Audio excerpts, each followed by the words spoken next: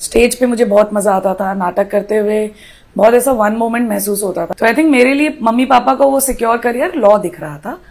हाँ, बट 1.5-2 साल काम करने के बाद मुझे रियलाइज हुआ कि मुझे अच्छा लग रहा है ये, लेकिन मजा नहीं आ रहा है। निधि, जब आपकी बात करें, जब हमने पहली बार ही आपको एज अ लॉयर जैसे इसमें देखा है, तो it looked very natural on you. मतलब ऐसा लग रहा था that you very much prepare to be a lawyer. तो कितना प्रैक्टिस, कितना क्या रहा है आपका?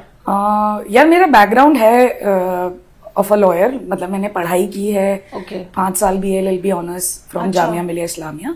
फिर मैंने 1.5 years के अराउंड दिल्ली हाई कोर्ट में प्रैक्टिस की थी।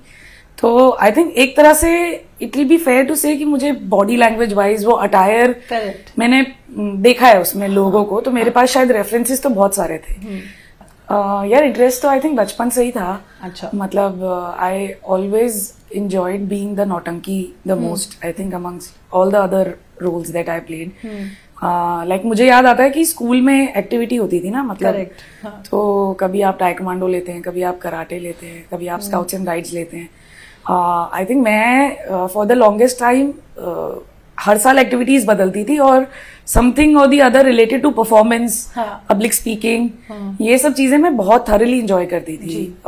फिर मेरे बड़े भाई को भी बहुत क्रेडिट जाता है, क्योंकि I think he was the kind of the clown in the family, कि वो मतलब वो सारे बड़े बड़े एक्टर्स की मिमिक्री करता है, कि उसको पता है कि मिथुन चक्रवर्ती का ये सब वो कर लेता है, या शत्रुघ्न सिन्हा, या वो।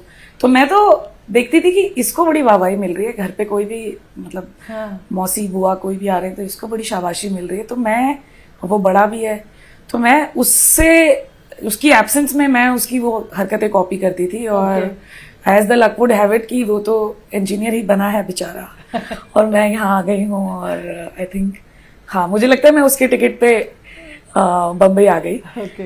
तो आई थिंक हाँ, to answer your question, desire तो अंदर मेरा तो हमेशा से परफॉर्मर बनने का ही था।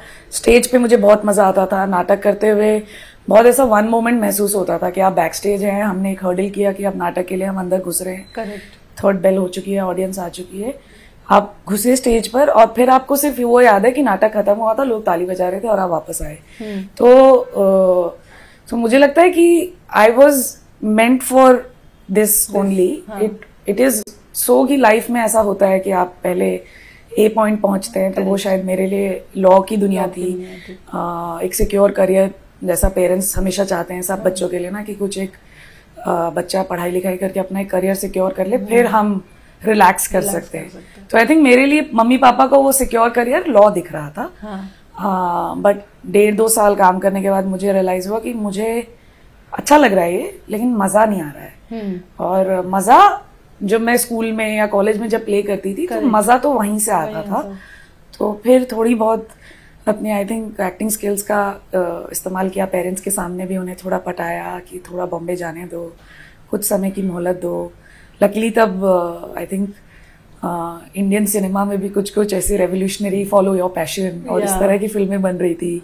रॉक ऑन बन रही थी, 3 Idiots बन रही थी, तो थोड़ा घर पे कॉन्वर्सेशन आसान हो गई।